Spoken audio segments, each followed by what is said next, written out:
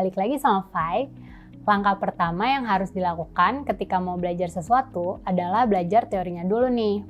Maka di video ini saya akan menjelaskan salah satu teori desain grafis, yaitu simetri. Mungkin kamu udah sering dengar ya istilah simetri dan asimetri. Tapi nggak semua orang benar-benar paham sih artinya.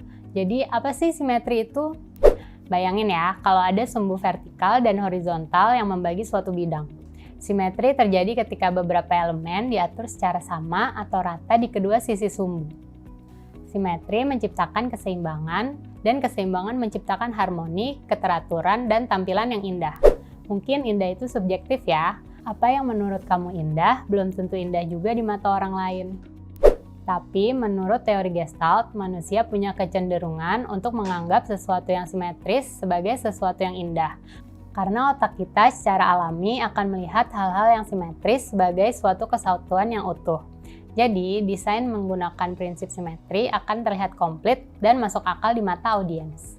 Simetri cocok digunakan ketika kamu ingin menampilkan kesan serius dan terpercaya dalam desainmu.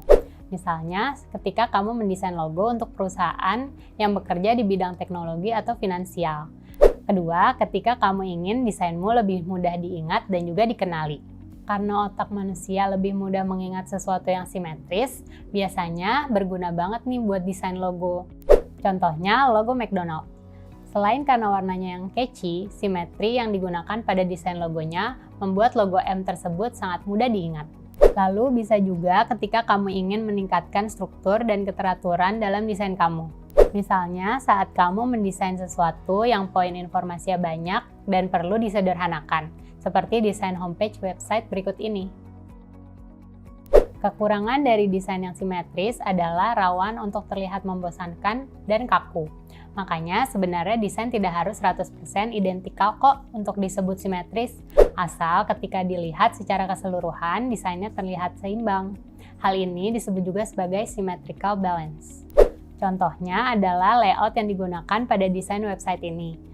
Kita bisa bilang secara keseluruhan desainnya simetris, padahal elemen-elemen di sisi kiri dan di sisi kanan tidak 100% sama. Desainnya jadi kelihatan dinamis kan?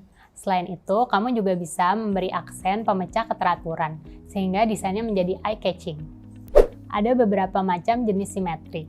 Yang pertama, reflection simetri. Ini adalah jenis simetri yang paling dikenal oleh semua orang, sering juga disebut sebagai mirror effect.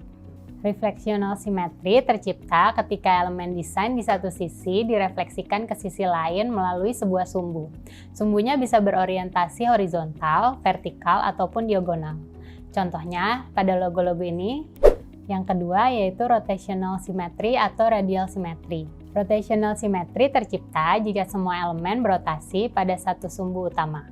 Rotational symmetry bisa tercipta pada sudut atau frekuensi apapun selama masih ada pusat rotasi dan setiap elemennya berjarak sama.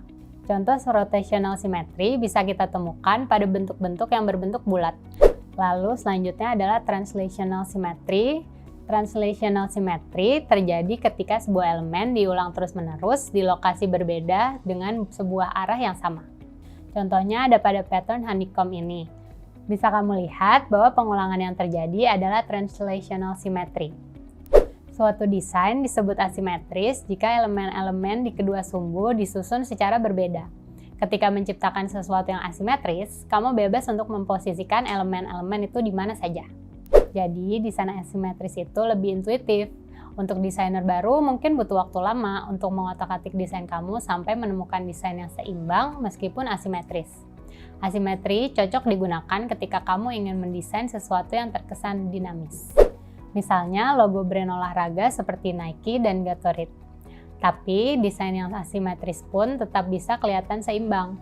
Biasanya disebut asymmetrical balance.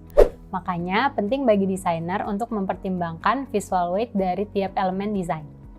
Visual weight adalah seberapa kuatnya sebuah elemen desain menarik mata orang yang melihatnya. Semakin kuat daya tariknya, semakin besarlah visual weight dari elemen tersebut. Visual weight bergantung pada ukuran, warna, maupun bentuk dari objeknya. Sekarang kita lihat contoh desain homepage dari website The Alan Turing Institute ini.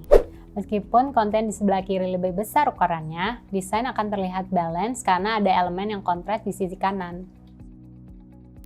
Lukisan legendaris Starry Night buatan Van Gogh juga merupakan salah satu contoh komposisi yang asimetris, tetapi tetap seimbang. Nah, itu dia tadi sedikit penjelasan tentang simetri dan asimetri. Selanjutnya kita belajar tentang teori skala.